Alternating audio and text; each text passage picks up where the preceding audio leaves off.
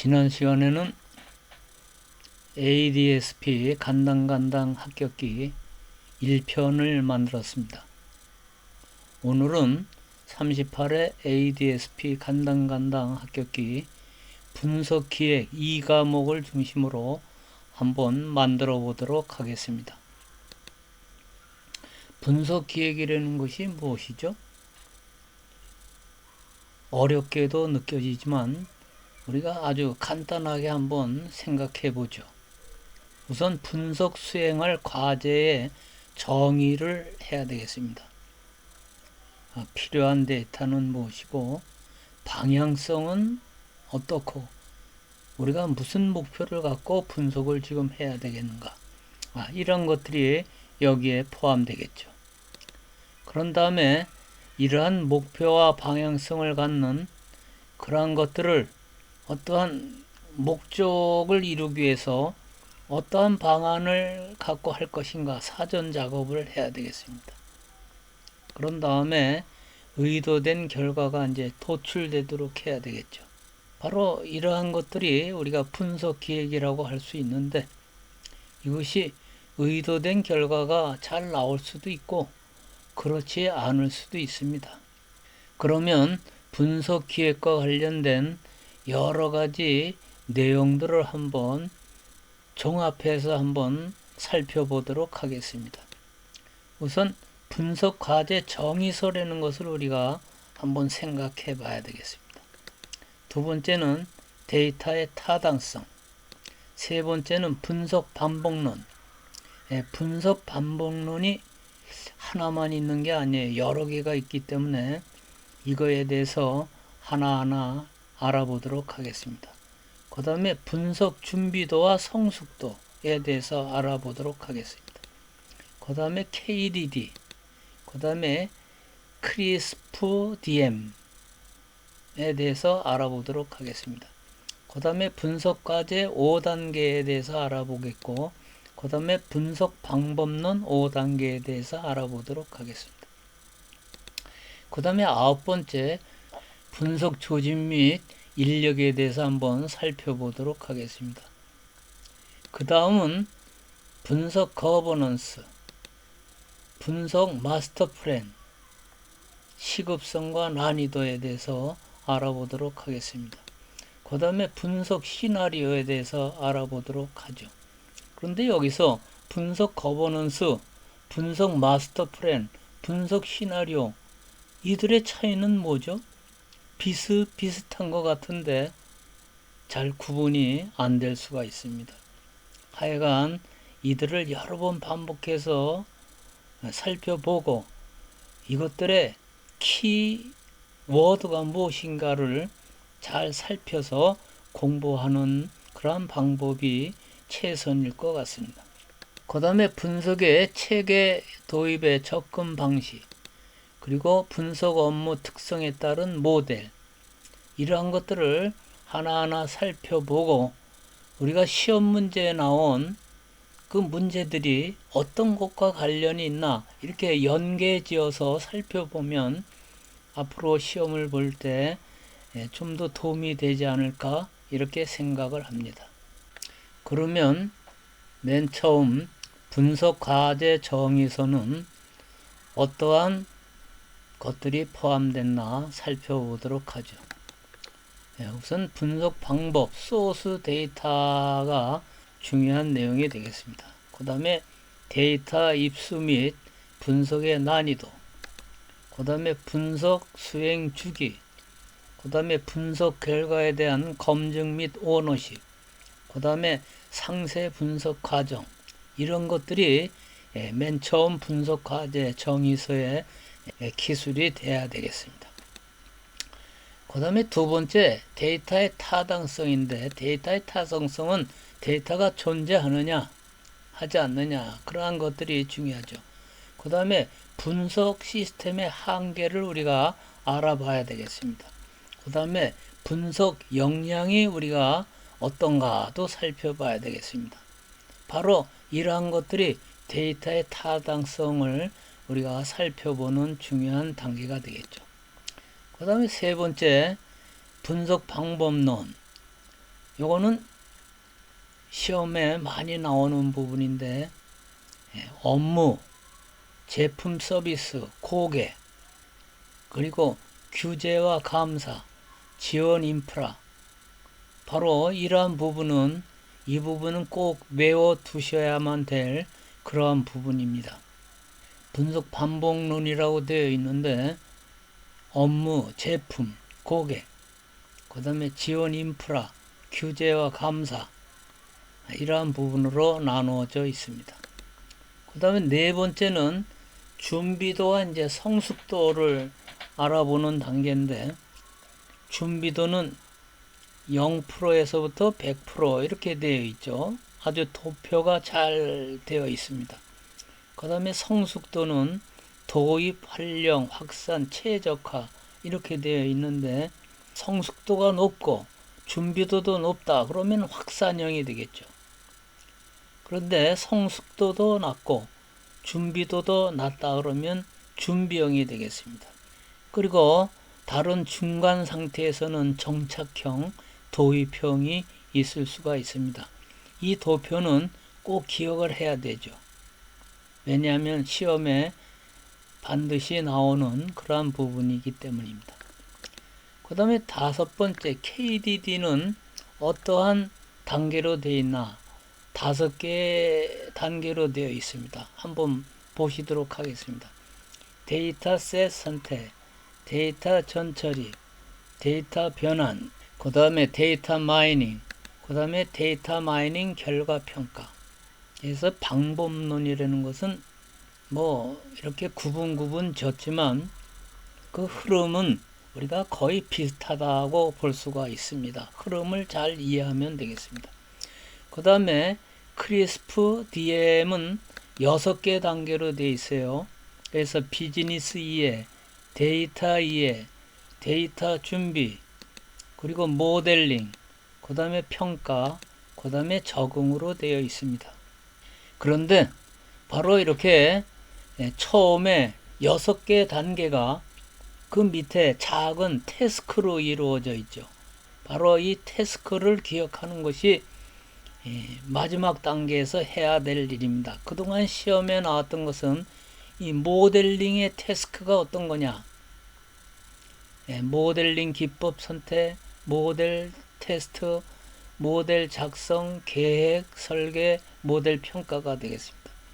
그 다음에 데이터 준비, 이거에 하부 하여야 할 일은 분석력 데이터셋, 데이터 정제, 분석력 데이터셋 선정, 데이터 통합, 데이터 포매팅 수행.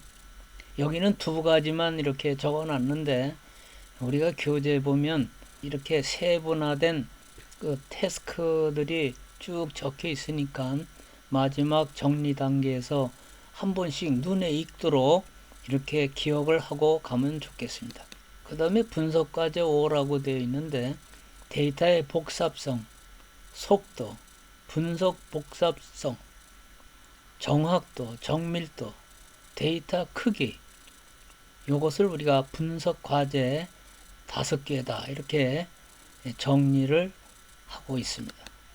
그 다음에 분석 방법론이 또 하나 나와 있는데 분석 기획, 데이터 준비, 데이터 분석, 시스템 구현, 평가 및 전개.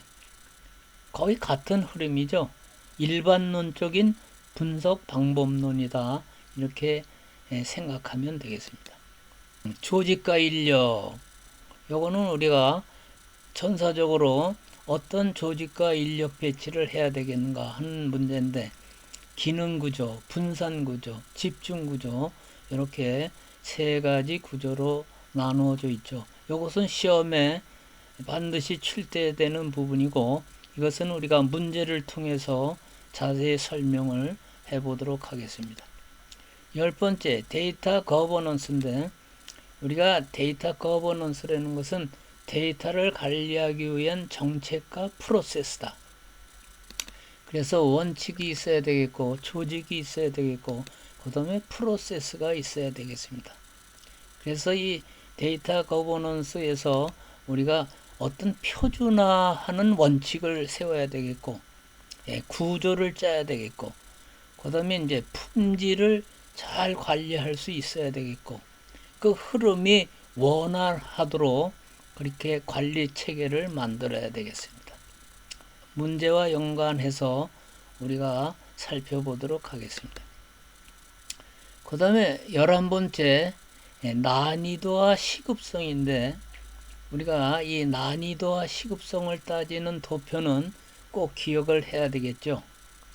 그래서 여기 가장 우선적인 분석 과제 적용 영역은 어떤 영역이 되겠어요?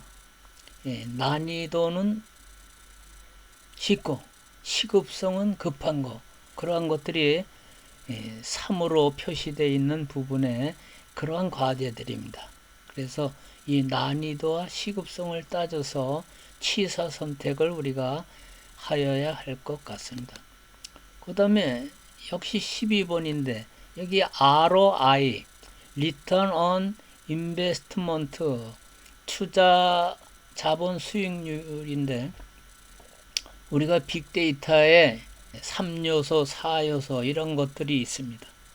그래서 크기, 다양성, 속도, 이것은 투자 비용에 해당되는 부분이고, 그 다음에 가치는 비즈니스 효과에 대한 부분인데, 이것을 우리가 이렇게 시급성과 난이도를 결부시켜서 생각할 수 있습니다. 그래서 크기, 다양성, 속도는 난이도에 속하는 부분이고, 그 다음에 비즈니스 효과는 이 시급성에 관련된 부분이다. 우리가 이렇게 생각할 수 있습니다. 그 다음에 여기 비즈니스 운영 시나리오인데, 여기 선택과 그 다음에 이론과 그 다음에 결과로 나누어지겠습니다. 그래서 우리가 어떠한 선택을 했을 때 어떠한 결과가 나올 건가, 이러한 운영 시나리오에서 잘 이론적으로 우리가 공부를 해야 되겠습니다. 그래서 어떤 것을 선택했을 때는 아주 민감한 결과가 나오고, 또 어떤 것을 선택했을 때는 견고한 결과가 나옵니다. 민감한 결과라는 것은 뭐냐면은 그 선택에 따라서 결과가 아주 많이 변하는 것, 이러한 것이 민감한 결과죠. 그런데 어떤 것은 선택했을 때 그 결과가 많이 변하지 않아요.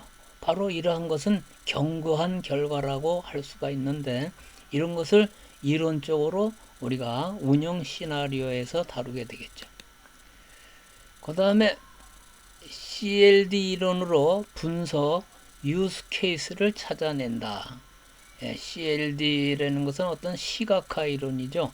이렇게 시각화함으로써 어떤 것들이 잘 유용한가를 분석 유스 케이스를 찾아내야 될 것 같습니다. 그 다음에 이제 13번에는 적용 업무 특성에 따른 모델을 우리가 생각해야 되는데, 폭포수 모델, 프로토타입 모델, 라선형 모델, 이것들의 간단한 키워드들을 우리가 잘 기억을 해야 될 것 같습니다. 폭포수 모델을 예를 들면, 폭포수 모델은 어떤 연결선상에 있죠. 그래서 하나가 마무리된 다음에 그 다음 것이 연결이 되고 그 다음 것이 연결이 되는 이런 것들이 폭포수 모델이 되겠습니다. 그래서 프로토타입 모델, 나선형 모델도 문제와 관련해서 잘 익히기 바랍니다. 그런데 이번 시험에도 나왔는데 디자인 싱킹이라는 것이 있습니다. 디자인 싱킹은 어떠한 그 상향식 방법과 하향식 방법이 이렇게 절충해서 사용되는 그러한 모델이라고 생각할 수 있는데, 공감이 우선적이고 정의를 하고 그 다음에 아이디어를 내고 그 다음에 시제품을 만들고 그리고 테스트를 하는 이러한 고객 중심의 사고방식, 이러한 것들이 디자인 싱킹에 이렇게 들어있는 것이죠. 우리가 디자인 싱킹도 한번 잘 살펴보시기 바랍니다. 그 다음에 이제 14번째는 제가 메모를 해 놓은 사항인데 아주 중요하게 이렇게 생각을 합니다. 우리는 질문을 많이 하게 되죠. 그런데 그 질문들이 여러 가지 질문이 있습니다. 화시라는 질문이 있고, how라는 질문이 있고, 왜라는 질문이 있고, 이러한 질문들이 있는데, 이러한 질문들이 우리가 어떤 목표를 정하고 방향성을 정하는데 중요한 요소가 되는 것이죠. 그래서 과학에는 이 법칙과 그 다음에 여러 가지 설들, 모델들이 있는데, 이 법칙들은 왜라는 것에 대해서는 설명해 주지 않는다, 그런 것이. 예, 이런 법칙들은 왜라는 것에 대해서는 설명해 주지 않는다. 어떻게라는 것에 대해서만 설명할 수 있다라고, 이러한 글이 아주 나한테 저게 무슨 뜻이지? 이렇게 생각하게 했습니다. 예를 들면 라부아제가 발표한 질량 보존의 법칙이 있습니다. 이것은 어떻게라는 그러한 것만 설명할 수 있다는 것입니다. 그래서 어떤 화학 변화가 일어날 때 반응 전의 질량의 합과 반응 후의 질량의 합은 변하지 않고 항상 일정하다. 이것이 질량 보존의 법칙인데, 왜 이렇게 되는가를 알기 위해서는 우리가 원자 모델이나 분자 모델을 알아야 된다는 것입니다. 그래서 이 빅데이터를 연구를 할 때도 화시라는 질문과 how라는 질문을 잘 우리가 구별해야 되는데, 어떤 목표를 몰랐을 때는 어떻게 돼요? 상향식 접근을 해야 된다는 것이죠. 근데 목표를 알면 하향식 접근을 하게 된다는 것입니다. 그래서 여기 최적화, 통찰, 솔루션, 발견, 이러한 것들의 구분이 여기에 나와 있습니다. 목표도 모르고 방법도 모를 때는 어떻게 돼야 돼요? 발견을 해야 된다는 것이죠. 그래서 우리가 문제의 발견이 대단히 중요한 것이다. 우리가 어떤 연구를 할 때 그 연구의 출발점은 뭐예요? 문제의 발견입니다. 방법도 모르고 목표도 모를 때 그렇게 되는 것이죠. 근데 방법도 알고 그 다음에 목표도 알고 이럴 때는 최적화를 어떻게 하면 될 건가 하는 것을 우리가 이제 관심을 가져야 되는 것이죠. 그래서 우리가 이제 문제를 살펴볼 텐데, 문제에서 어떠한 것과 연관이 있나 이렇게 살펴보면서 공부를 하면은 공부가 좀 더 아주 구조화되고 쉽게 연관을 지을 수가 있을 것 같습니다. 다시 한번 언급하면, 목표를 모를 때는 상향식 방법을 사용해야죠. 이 상향식 방법이라는 것은 보텀업 방식입니다. 그리고 목표를 알 때는 톱다운 방식, 하향식 방법을 사용하게 되겠죠. 우리가 여러 가지 연구를 할 때 기존에 있는 사례들을 참고하면 훨씬 도움이 되죠. 그래서 이런 것을 우리가 분석 유즈 케이스라고 하는데, 어떤 사례들을 그 연구에 이용하는 방식이 되겠습니다. 그러면 1번 문제를 보겠습니다. 데이터의 분석 기획 데이터의 분석 조직 구조에 대한 설명으로 옳지 않는 것은, 우리가 여기 분석 조직이 있죠. 기능 구조, 분산 구조, 집중 구조가 있는데, 기능 구조는 현 사무 구조에 그 기능을 부여해서 이렇게 같이 연구하는 그러한 구조가 기능 구조가 되겠고, 집중 구조는 어떠한 특별한 인원의 그 집중적으로 그 데이터 연구를 이렇게 하게 하는 그러한 것이 집중 구조가 되겠죠.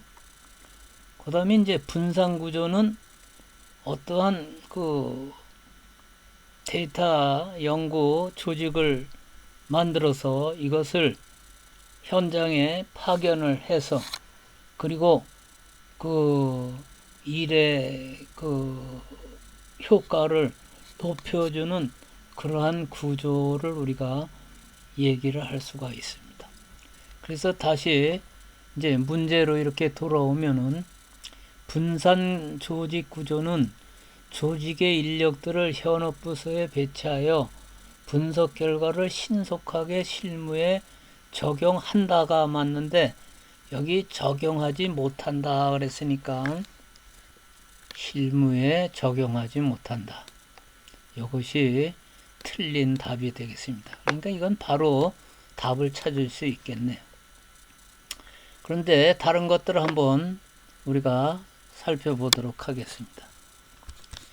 집중 조직 구조는 조직 내에 별도의 독립적인 분석 첨단 조직이 구성되고 회사의 모든 분석 업무를 전담 조직에서 담당한다. 맞는 얘기죠.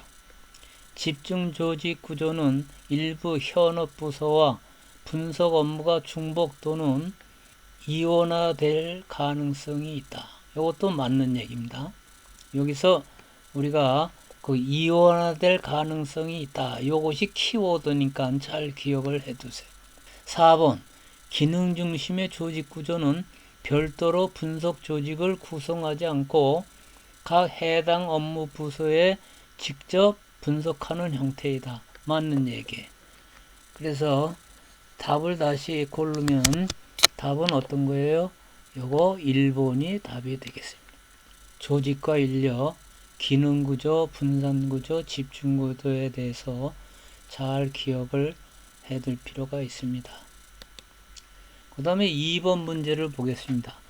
하향식 접근법에 비즈니스 모델 기반 문제 탐색 영역으로 알맞지 않는 것은 이거는 요런 데서 우리가 공부를 했죠.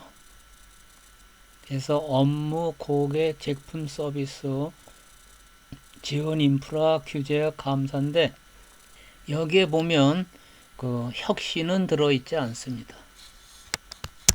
혁신이 들어있지 않죠. 그래서 이 혁신이 틀린 답이 되겠죠.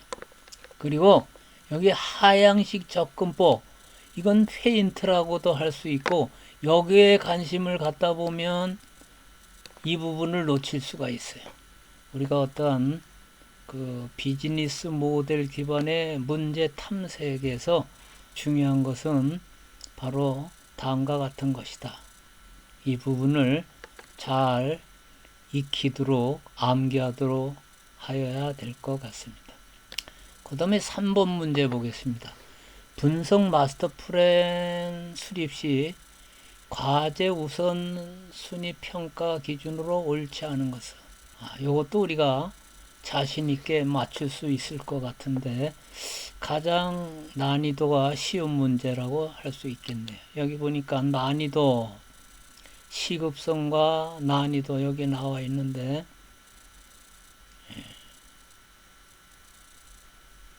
문제로 들어가면은 여기 어떤 게 답이 되겠습니까? 시급성과 난이도가 모두 높을수록 우선순위가 높다. 이거는 바로 틀린 답이 여기에 나오게 되겠네요. 문제를 한번 쭉 다른 것도 지문을 읽어보죠. 시급성이 높고 난이도가 높은 분석 과제는 결과자 또는 실무 담당자의 의사 결정에 따라 적용 우선순위를 조정할 수 있다. 그 다음에 3번 분석 난이도는 분석 준비도와 성숙도, 진단 결과에 따라 해당 기업의 분석 수준을 파악하고 이를 바탕으로 결정한다. 맞는 얘기죠. 그 다음에 4번 시급성 판단 기준은 전략적 중요도가 핵심이다. 이건 좀 애매하지만 2번이 확실한 답이 있기 때문에 2번을 답으로 하고 넘어가도록 하겠습니다. 요거 시급성 난이도 우리가 잘 익혀야 되겠습니다. 그래서 여기서 가장 우선적인 분석 과제 적용 영역은 3이 적혀 있는 영역이죠. 그 다음에 4번 분석 기획 시 고려해야 할 사항으로 알맞지 않은 것은, 요거는 문제를 여러 번 풀어본 사람은 그 문제의 의도를 알아요. 그런데 처음에 대한 사람들은 상당히 문제를 찾는데 애매합니다. 어디서 우리가 그런 것을 알고, 이 3번, 4번이 헷갈려요. 그래서 이 결과를 도출한다. 이것이 틀린 지문이에요. 분석 기획 시에는 결과는 예상하지 않아도 된다. 그래서 요거는 답이 아니고 요게 정답이 되겠습니다. 요게 정답이 되겠습니다. 그 다음에 5번 분석 활용 시나리오에 대한 설명으로 옳은 것은, 여기 분석 활용 시나리오라고 나와 있죠. 이 문제가 좀 난이도가 어려운 문제입니다. 이 시나리오에 대한 개념이 우리가 별로 없어요. 그런데 읽어보면 우리가 답을 그냥 1번이 그래도 비교적 정답일 수가 있겠네요. 분석 결과가 어떻게 활용되어 효과적으로 수행할 수 있는지 분석한다. 다른 것들은 그래도 요거 평이한데도 그래도 우리가 정답을 고를 수 있는 그러한 부분이라고 생각할 수가 있습니다. 그 다음에 분석 성숙도 평가에 대한 설명으로 옳지 않은 것은, 성숙도 우리가 많이 나온 그런 단어죠. 한번 쭉 지문을 보겠습니다. 조직이 보유한 현재 데이터 분석 수준을 비즈니스 부분, 조직 역량 부분, IT 부분 등 상계 부분에서 대상을 판단한다. 조직에서 사실에 근거한 의사결정과 회의 등에서 데이터를 활용하는지를 분석 문화 형성 역량으로 진단한다. 3번 분석 성숙도는 도입 활용, 확산, 최적화 단계로 현재 수준을 파악할 수 있다. 4번 분석 성숙도 평가 단계에서 유사 업종 또는 동종 사례를 비교 분석한다. 문제가 정답을 고르기가 참 어렵습니다. 38회 시험에 이러한 문제가 나왔을 때 내가 정답을 맞췄는지 확신할 수가 없습니다. 그런데 이러한 데서 답으로 고를 수 있는 것은 이러한 유사 업종 또는 동종 사례 등을 분석한다. 좀 사이드적인 입장에서 글을 썼을 때 이러한 것들이 답이 될 수 있는 확률이 큽니다. 그래서 6번의 답은 4번이 답이 돼야 되겠습니다. 여기 보면 성숙도 단계와 그 하이 태스크들이 있는데 상당히 복잡하죠. 우리가 시간이 있을 때 최종 단계에서 한번 눈여겨보고 지나가야 될 부분입니다. 7번 문제를 보겠습니다. 분석 준비도와 성숙도가 모두 낮은 기업 유형으로 옳은 것은, 이건 우리가 자신 있게 우리가 찾을 수 있겠습니다. 준비도와 성숙도가 모두 낮다. 그러면 어떤 것이 되겠습니까? 여기 준비형 답이 나와 있네요. 그래서 우리가 준비형 답으로 고르면 되겠습니다. 여기 준비형 답이 되겠습니다. 이건 뭐 자신 있게 답을 고를 수가 있습니다. 그 다음에 이제 8번 보겠습니다. 8번. 분석 마스터 플랜 수립에서의 범위 및 방식의 고려 요소로 옳지 않은 것은, 이것도 우리가 외우지 않으면 잘 찾기가 힘든 그런 문제입니다. 그래서 문제를 풀다 보면은 자꾸만 틀리는 부분이 나오는데 저는 이것이 머릿속에 이렇게 들어 있어서 답을 쉽게 골랐습니다. 답은 실행 용이성이다. 실행 용이성.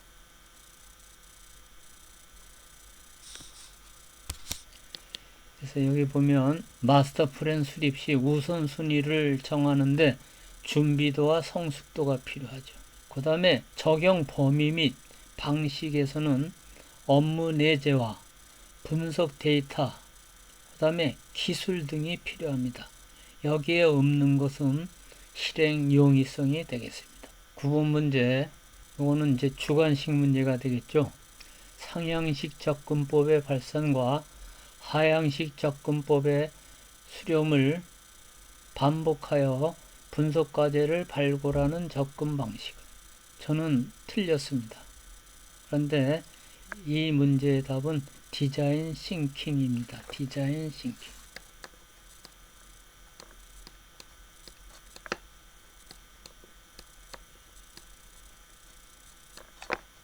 디자인 싱킹이 되겠습니다. 우리가 적용 업무 특성에 따른 모델, 폭포수 모델, 프로토타입 모델, 나선형 모델이 되겠는데, 디자인 싱킹이라는 것은 공감, 정의, 아이디어, 그 다음에 시제품, 그리고 테스트, 이러한 5단계를 거치는 단계가 되겠는데, 고객 중심의 그러한 사고를 하여서 아주 좋은 그러한 모델을 만들어 나가는 것이죠. 그 다음에는 이제 10번 문제가 되겠습니다. 분석 준비도 진단 영역 중 아래에 해당하는 영역은, 이거는 우리가 준비도를 잘 외우고 있어야 되겠어요. 그래서 준비도 우리가 6가지 그런 부분이 있는데, 저는 이렇게 외웠습니다. 어민기, 대문, 아라고 이렇게 외웠는데, 이거는 업무가 되어 있다. 그 다음에 인력, 기법, 그 다음에 데이터, 문화, 그 다음에 이거는 IT, 이렇게 앞자를 땄는데 여기에 맞는가 한번 보겠습니다. 업무, 인력, 기법, 그 다음에 분석 데이터, 분석 문화, 그 다음 IT 인프라, 이렇게 되겠죠. 6개는 우리가 암기를 해둘 필요가 있습니다. 그래서 이번 시험에는 요 부분, 요 태스크, 6가지 태스크, 요거를 묻는 문제니까 답은 IT 인프라가 되겠습니다. 요거는 최종 단계에서 그 암기법 같은 걸로 이렇게 암기를 잠깐 동안 했다가 시험 보고 나서는 잊어먹으면 되겠죠. 그래서 우리가 분석 기획에 대한 2과목 중심으로 38회 ADSP 문제를 살펴보았습니다. 38회 ADSP 2과목 분석 기획에 대한 문제 풀이를 한번 하면서 합격기를 대신하려고 하였습니다. 사실 이 과목은 문제를 잘 기억도 할 수 없었고, 답을 어떤 것을 이렇게 마크를 했나 기억도 잘 나지 않습니다. 하여간 이 과목 점수도 그렇게 좋지 않았습니다. 그래서 복습하는 의미로 이렇게 문제 풀이를 해가면서 간당간당 합격기를 만들어 보았습니다. 여러분, 이 과목 시험 준비를 할 때 이러한 점도 필요할 것 같아서 몇 가지 얘기를 하였습니다. 감사합니다.